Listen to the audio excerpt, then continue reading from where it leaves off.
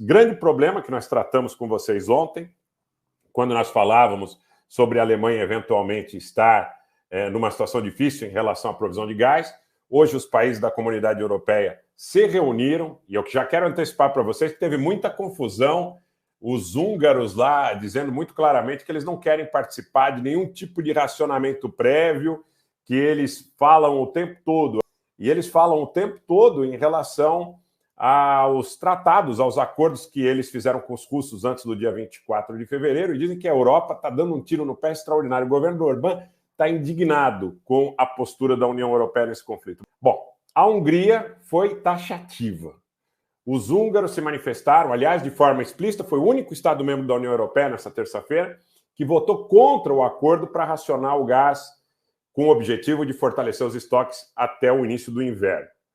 O grande mote, o grande motivo, a chamada a essa reunião teria sido com base nesse choque de oferta, nessa impossibilidade de acumular estoques aí por volta de 95%, que é o usual nos últimos anos, se a gente considerar 2017 a 2021, que os países da União Europeia fazem aí por volta de novembro. O governo húngaro diz: não vamos participar desse racionamento. E eles dizem o seguinte: o regulamento de economia de gás da União Europeia é infundado, inexequível e desconsidera completamente os interesses do povo húngaro. E é por isso que nós vamos votar contra a sua adoção. Foi o único Estado que disse isso de forma taxativa.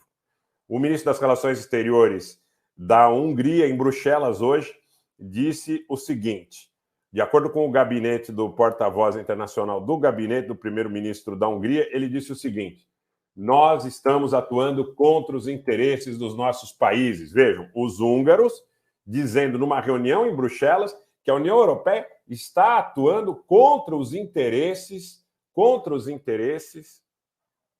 dos seus próprios países membros. Lembram ontem quando eu disse para vocês que quem tem amigos como tem a Alemanha não precisa de inimigos? E eu disse de uma forma muito clara.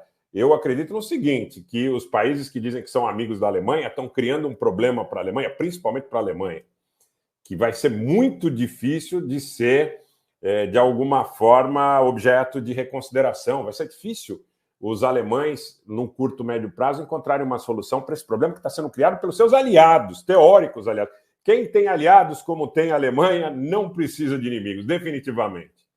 Então, a Hungria disse nessa terça-feira que essa meta que é voluntária, por isso eles disseram que não vão adotar, porque a meta é voluntária no seio da União Europeia, não imagina que um país, não pressupõe que um país que não cumpra seja sancionado, mas os ministros de energia da União Europeia concordaram que a meta é voluntária, a priori é um número de 15% que deve vigir entre agosto, agora, e março de 2023, e os votos de cada Estado-membro são secretos, eles não são divulgados publicamente. Agora, publicamente, quem discordou foi o governo húngaro.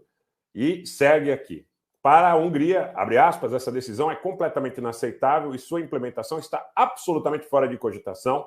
Para nós, para Budapeste, isso está fora de questão, porque a proposta ignora completamente os interesses da Hungria e é dolorosa para os outros cidadãos da União Europeia, aqueles que estão vivendo no nosso país, postou Zoltán Kovács, porta-voz internacional do gabinete do primeiro-ministro da Hungria, no Twitter. Bruxelas deu mais um passo em direção à economia de guerra, disse o primeiro-ministro húngaro Viktor Orbán, segundo Zoltán Kovács, nessa terça-feira. Um funcionário da União Europeia disse à CNN que todos os Estados-membros, exceto um, votaram a favor do acordo. O funcionário não especificou qual Estado votou contra. Olha, pelo que eu falei para vocês, está muito difícil de imaginar quem foi o Estado que votou contra, né, gente? Tá difícil, né? Vou apostar com vocês 1 centavo aí, aqueles que queiram adivinhar. Boa noite ao Paulo Couto, que nos acompanha de Luxemburgo. Quem foi o Estado que votou contra essa resolução, que eu repito, a priori é de caráter voluntário? Aí a gente volta para tudo que a gente conversou ontem, só que agora num espectro mais amplo, não mais falando sobre a Alemanha, mas falando sobre a União Europeia. Em Washington, o governo dos Estados Unidos fez a seguinte manifestação: este era nosso maior medo. Estamos trabalhando com todas as forças para responder ao corte cruel de energia que a Rússia, nesse momento, estabelece em relação ao continente europeu. O governo da Rússia está utilizando o gás como arma de guerra.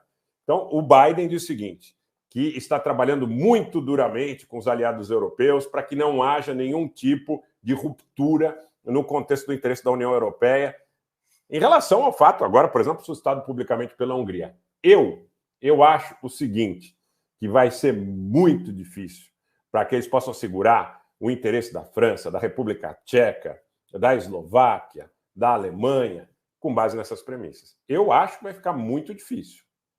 Tá? Ana Teixeira está dizendo aqui, em Portugal, o Costa disse que não participa. Eu acho que vai ficar muito difícil. Obrigado, Wagner Silva. Muito obrigado pelo super stick. Vai ser muito difícil Biden convencer os países da União Europeia que essa é uma ação deliberada da Rússia no sentido de prejudicá-los, que não tenha sido motivada por outras situações. Eu lembro que eu disse ontem, de novo, quando falava da Alemanha, que um dia antes da queda do MH17, do avião das linhas aéreas da Malásia, uma situação muito polêmica, que suscita diversas narrativas, que suscita diversas teses, mas a França e a Alemanha não queriam participar em 2014 de sanções contra a Rússia.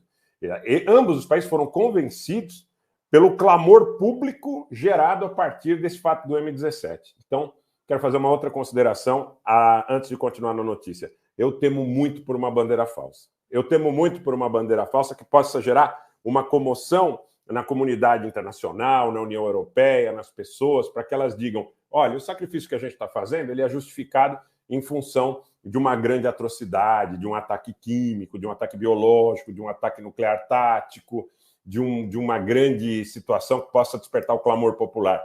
Eu presto muito atenção se, com base nos precedentes, com base na narrativa do Colin Powell em 2002, 2003 na ONU, dizendo que o Iraque tinha armas de destruição em massa, com base na narrativa da invasão da Líbia, com base na história de 2014 do MH17, com base em tudo que a gente estuda e ouve nos bastidores de geopolítica, de geoeconomia, em todos os contextos que a gente ouve.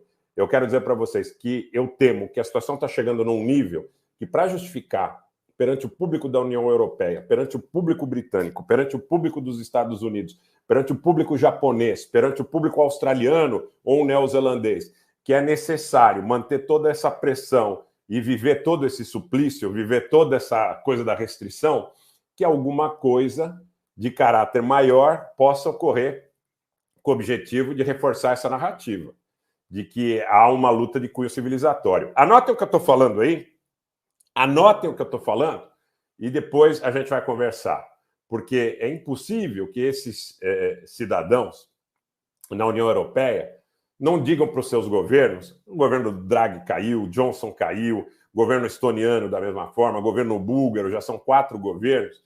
Então, é impossível que estes cidadãos eles não cobrem seus governos em relação a uma postura que seja do interesse deles e não do interesse da aliança entre Washington e Londres. Aguardem, porque alguma coisa maior pode acontecer, não estou dizendo que vai acontecer, mas pode acontecer, para justificar, dizer, gente, a gente precisa passar esse sacrifício todo porque a gente está lidando em uma luta de caráter civilizatório.